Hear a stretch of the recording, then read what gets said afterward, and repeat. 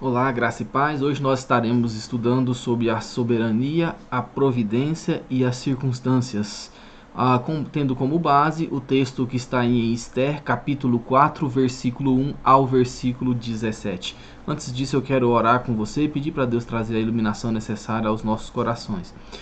Senhor, em nome de Jesus, nós nos colocamos diante do Senhor, pedimos, ó Deus, a direção, a intervenção do Senhor das nossas vidas, pedimos, ó Deus, que o Senhor perdoe os nossos pecados e que o Senhor abra o nosso entendimento, abra a nossa mente para que nós possamos entender e compreender o recado do Senhor para as nossas vidas. Em nome de Jesus, amém e amém. Convido você a abrir comigo a sua Bíblia no livro de Esther, capítulo 4, versículo 17, versículo 1 até o versículo 17. Eu vou estar projetando aqui e você poderá também acompanhar a leitura juntamente comigo. O texto nos diz assim: Esther promete interceder pelo seu povo. Quando soube Mordecai tudo quanto se havia passado, rasgou as suas vestes e se cobriu de pano de saco e de cinza. E saindo pela cidade, clamou com grande e amargo clamor. E chegou até a porta do rei, porque ninguém vestido de pano de saco podia entrar pelas portas do rei. Em todas as províncias onde chegara a palavra do rei e a sua lei, havia entre os judeus grande luto, com jejum e choro e lamentação. E muitos se deitavam em pano de saco e cinza. Então vieram as servas de Esther e os eunucos e fizeram-na saber com que a rainha muito se doeu, e mandou roupas para vestir Mordecai e tirar-lhe o pano de saco, porém ele não as aceitou. Então Esther chamou a Ataque, um dos eunucos do rei, que este lhe dera para servir, e lhe ordenou que fosse a Mordecai para saber que era aquilo e o seu motivo. Saiu, pois, Ataque à praça da cidade para encontrar-se com Mordecai à porta do rei. Mordecai lhe fez saber tudo quanto lhe tinha sucedido, como também a quantia certa de prata que Amã prometera pagar aos tesouros do rei pelo aniquilamento dos judeus. Também lhe deu o translado do decreto escrito que se publicara em Susã para os destruir, para que o mostrasse a Esther e a fizesse saber, a fim de que fosse ter com o rei, e lhe pedisse misericórdia, e na sua presença lhe suplicasse pelo povo dela. Tornou, pois, Ataque a fazer saber a Esther a palavra de Mordecai. Então respondeu Esther a Ataque e mandou-lhe dizer a Mordecai: todos os servos do rei e o povo das províncias do rei sabem que para qualquer homem ou mulher que, sem ser chamado, entrar no pátio interior para avistar-se com o rei, não há senão uma sentença de morte, salvo se o rei estender para ele o cetro de ouro, para que viva. E eu, nesses 30 dias, não fui chamada para entrar ao rei. Fizeram saber a Mordecai as palavras de Esther. Então lhe disse Mordecai que respondessem a Esther: não imaginas que, por estares na casa do rei, só tu escaparás entre os judeus? Porque se de todo te calares agora, de outra parte se levantará para os judeus socorro e livramento. Mas tu e a casa de teu pai perecereis. E quem sabe se para conjuntura como esta é que fosse levada a rainha. Então disse Esther que respondessem a Mordecai: vai, ajunta a todos os judeus que se acharem em Susã, e jejuai por mim, e não comais nem bebais por 3 dias, nem de noite nem de dia. E as minhas servas também jejuaremos, eu e minhas servas também jejuaremos. Depois irei ter com o rei, ainda que é contra a lei. Se perecer, perecerei. Então se foi Mordecai e tudo fez segundo Esther lhe havia ordenado. Depois de nós pensarmos nessa palavra, nós pensamos então, repito, pensaremos sobre o tema soberania, providência e circunstâncias. E se nós pensarmos em uma doutrina que facilmente provoca controvérsias, é a soberania de Deus. Gostamos normalmente de alardear a nossa liberdade, a nossa capacidade de escolha. Falar em soberania de Deus parece diminuir um pouco a nossa autoconfiança e a nossa autonomia. Portanto, nós acabamos considerando melhor deixarmos a soberania de Deus de lado. Acontece que quando se beram de nós algumas situações em que nós percebemos que nós não temos como recorrer, não temos recursos, sem perspectivas favoráveis, sem saber o que fazer, nós podemos então nos concentrar e nos contentar com uma fé singela no cuidado de Deus. E então dizemos para nós mesmos: Deus é soberano, Ele sabe o que faz, nada acontece por acaso. Na verdade, parece que essa doutrina ela está entre as mais repudiadas para o homem natural. Mas, ao mesmo tempo, ela é uma das doutrinas mais consoladoras para todos aqueles que creem em Jesus Cristo, especialmente nos momentos de aflição. No livro de Esther, nós encontramos elementos importantes para o nosso estudo. Nós veremos que Deus controla a história e as circunstâncias. Primeiramente, vamos às circunstâncias do livro. O livro de Esther foi escrito por volta do século V a.C. Não se sabe quem foi o escritor, mas ele foi escrito por um judeu que testemunhou os fatos narrados. Um judeu nascido na Pérsia que vivia na cidade de Suzã, uma das três capitais persas. Ele então relatou a história do seu tempo, evidenciando intenso nacionalismo judaico. O rei Assuero, personagem do livro é conhecido como o rei Xerxes, que reinou por volta do ano 486 a 465 a.C. É bem provável que os judeus descritos no livro de Esther sejam aqueles que não quiseram retornar à Palestina no ano de 1536 a.C. Portanto, eles estavam desobedecendo a ordem divina. Alguns estudiosos acreditam que os fatos narrados do livro de Esther fica entre entre a história de Esdras e Neemias. Particularmente, eu acredito que fica um pouco antes da história de Esdras, já que na época de Esdras já era o rei Artaxerxes I que enviou ele, e Neemias, e o rei Xerxes foi um pouco antes dele. As narrativas aqui nos mostram como que as pessoas contam que as pessoas fizeram, e a Bíblia sempre fala isso, o que as pessoas fazem, e ela conta exatamente os seus erros, os seus acertos, só que nem sempre alguns exemplos são bons para nós, e foi o que aconteceu aqui no livro de Esther, que havia um forte nacionalismo, uma ostensiva violência e um espírito evidente de vingança. Por meio de declarações engenhosas e com contrastes gritantes entre os personagens, que ora se revela seu poder de destruição, ora sua fraqueza. Ora se revela como supremo, ora revelando sua incapacidade. O livro, no meio disso tudo, mostra os aspectos do governo providencial de Deus sobre a história e sobre as circunstâncias. As aparentes coincidências nada mais são do que revelações da providência de Deus, que governa por meio das circunstâncias e daquilo que nos parece coincidência. Como a Escritura como um todo nos faz entender partes do livro, nós entendemos então que a grande mensagem do livro de Esther é a preservação de Deus por meio ao seu povo por meio da providência amorosa.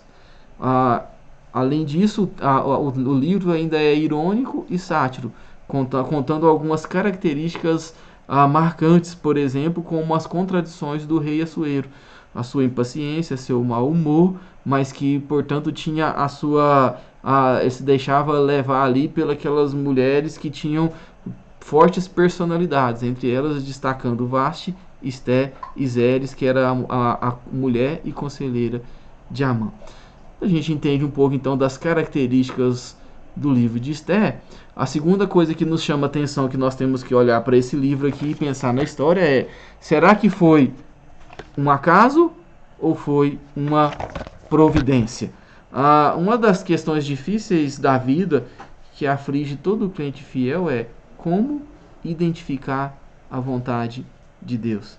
E em Esther nós temos uma descrição que nos instrui de modo sensível a procurar compreender como o Deus da história é também o Senhor das circunstâncias. Amã tentou destruir todos os judeus que viviam no Império Persa. E o Império Persa era bastante vasto, ele ia da Itália, da Índia até a Etiópia. E quando ele fez esse plano, o rei, então, Xerxes, ou o rei Assuero, de maneira irresponsável, sancionou aquela lei. E então Mordecai, um judeu piedoso da tribo de Benjamim, cuja a família fora transportada para Babilônia e adotou como filha a prima Esther, entendeu que diante disso, que a condição dela como rainha não era meramente casual. Ele entendeu que aquela era uma oportunidade para Esther ser um instrumento de Deus para a preservação do povo de Deus. Ou seja, ele fez uma análise na história, uma análise nas circunstâncias, e entendeu que ela não estava ali por acaso, mas Deus havia permitido que ela fosse rainha por um motivo que ele já iria trabalhar antes. É como nós pensamos, por exemplo, na história de José, que José mesmo fala que foi para a preservação do povo, que Deus mandou ele antes dos seus irmãos. O versículo 14 nos fala assim: porque se de todo te calares agora, de outra parte se levantará para os judeus socorro e livramento, mas tu e a casa de teu pai perecereis. Quem sabe, se para conjuntura como esta é que fostes elevada rainha. Mordecai está certo. Não há acasos nem meras coincidências com o Senhor. Deus tem o controle de toda a história. Ele tem o controle de todo o sistema, de toda a galáxia. Ele não permite que nenhum fio do cabelo caia da minha cabeça, caia da sua cabeça sem a permissão dele. Ele inclusive cuida dos alimentos dos pássaros e da beleza dos lírios, como nos é dito no Sermão do Monte. E quando nós olhamos para essa providência de Deus na história do povo de Deus, aqui na época de Esther, nós devemos aprender a confiar em Deus e nos valer dignamente dos recursos que Ele mesmo coloca à nossa disposição. Esther entendeu isso depois que Mordecai mandou o recado para ela. Então ela reagiu com trabalho, oração e também com risco. A disposição de Esther foi de confiar, mas também de agir. Não basta apenas a gente confiar, tem que agir. Aquelas palavras que Mordecai enviou para ela, ela então respondeu a última vez dizendo assim, versículo 16 e 17: vai, ajunta a todos os judeus que se acharem em Suzã e jejuai por mim, e não comais, nem bebais por 3 dias, nem de noite, nem de dia. Eu e minhas servas também jejuaremos. Depois irei ter com o rei, ainda que é contra a lei. Se perecer, pereci. Então se foi Mordecai e fez tudo segundo Esther lhe havia ordenado. E nós vemos aqui uma ação de oração e jejum, que trouxe aqui um quebrantamento, uma devoção e uma mudança histórica na vida não só de Esther e de Mordecai, como todo o povo de Deus. Nem sempre nós temos o discernimento claro da gravidade da situação que está acontecendo. E às vezes a gente tem e ainda acha, conforme diz aqui Mordecai, que está acima disso. Por isso que Mordecai provoca Esther sobre a situação. Ela disse, Mordecai entendia que se Esther se acomodasse ou se ela se amedrontasse, Deus usaria outra pessoa. Mas ele entendia que o meio normal de livramento seria a intervenção de Esther, já que Deus havia colocado ela também inesperadamente lá como rainha e daquele povo. João Calvino acertadamente diz com muita precisão que nós somos incitados pelo Espírito Santo ao dever da oração em favor do bem-estar e da comunidade e da igreja. Enquanto, segundo ele, cada pessoa só toma suficiente cuidados em prol dos seus próprios interesses individuais, raramente encontramos alguns que se sintam afetados pela calamidade da igreja, porque estão cuidando dos seus próprios interesses. A Esther, então, ela pede oração para ela mesma, mas ela também se coloca à disposição para aquilo que Deus iria fazer. E isso é muito interessante, porque no jejum há o quebrantamento do nosso coração. E esse quebrantamento do nosso coração, Deus nos leva a uma oração humilde, onde nós podemos rogar a Deus por sua misericórdia, pelo seu perdão, pelo seu livramento. O jejum quebranta o nosso coração, pois deixamos de cuidar por algum tempo de algo que é fundamental para as nossas vidas, que é o comer, que é o beber, para que nós possamos então nos dedicarmos a algo que é mais importante do que isso, que é servir ao Senhor. O jejum, ele revela o nosso senso de prioridade e a concentração de que nossa atenção está na resposta de Deus, não naquilo que nós achamos que é a melhor maneira de fazer ou o melhor jeito de fazer. Esther pediu para que orasse por ela e se colocou à disposição, mas também Esther jejuou e orou, rogando também em oração pelo povo. E aqui também nós vemos a importância da intercessão. A oração intercessória é uma parte essencial para a preservação da igreja. Sem dúvida, a intercessão é um dos pilares, é uma das bases, é um dos sustentáculos da igreja, é um dos sustentáculos do coração e da vida dos fiéis. Nós sabemos que muitos irmãos oram e colocam a sua vida, a vida dos seus pastores, das suas famílias diante de Deus, e isso é muito importante. Sabemos que também seus pastores têm as suas dificuldades, as suas tentações, e é muito importante manter oração pela vida deles. A atitude de Esther demonstra intenso compromisso com a solução desse grave problema, e ela busca a direção do Senhor em oração e jejum, mas ela também corre os riscos próprios da obediência. Ela correu o seu risco de estar contra a lei. Esther orou, ela pediu em oração, ela agiu dentro daquilo que lhe parecia possível, mesmo sabendo que isso seria muito arriscado. Ela sabia que se ela se mantesse em silêncio, poderia acontecer uma verdadeira chacina. Mas se ela também chegasse diante do rei para falar, isso poderia ser algo fatal para ela. Ela poderia ser morta, principalmente sendo judia, já que todo aquele mandato, toda aquela ordem era contra os judeus. E a história aqui revela e a história já tinha mostrado para ela como que o rei era intolerante contra essas coisas. Quando aconteceu ali no início do livro de Esther, quando a rainha Vashti simplesmente não quis se apresentar a ele, ela foi despojada do reinado.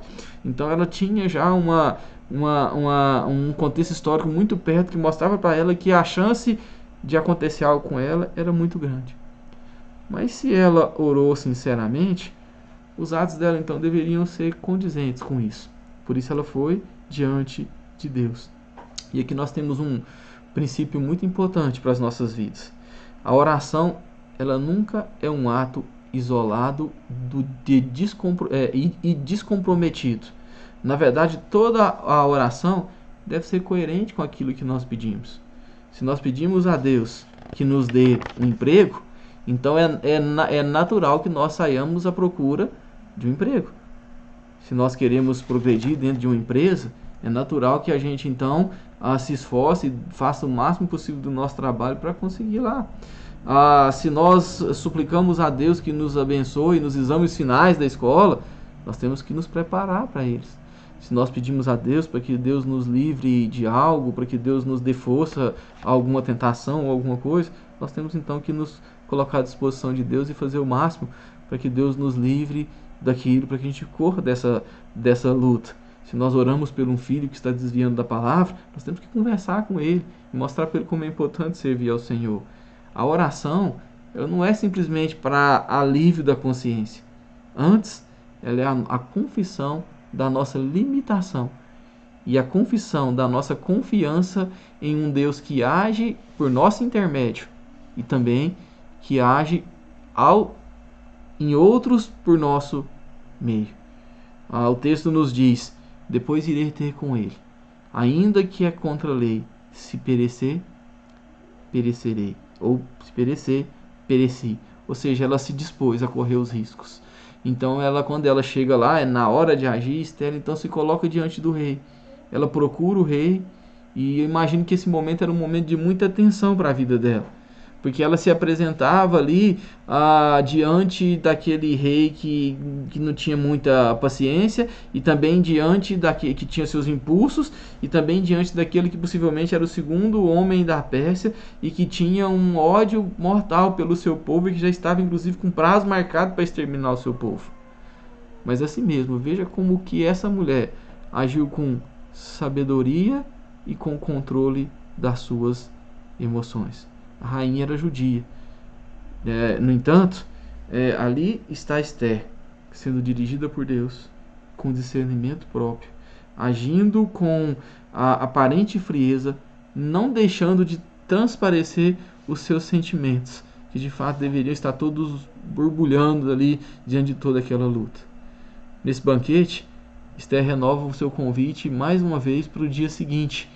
E Amã, vaidoso e todo iracundo, chega na sua casa então, contra vantagem para sua família e trama a morte de Mordecai.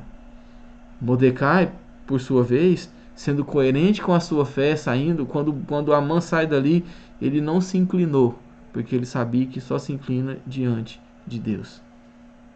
Que pedido foi feito por Esther? E o rei atendeu? Esther morreu? Mordecai, odiado por Amã, o que aguardava ele? É isso que nós vamos ver na próxima semana. Mas nós podemos tirar algumas conclusões maravilhosas já desse pedaço de história aqui da vida de Esther.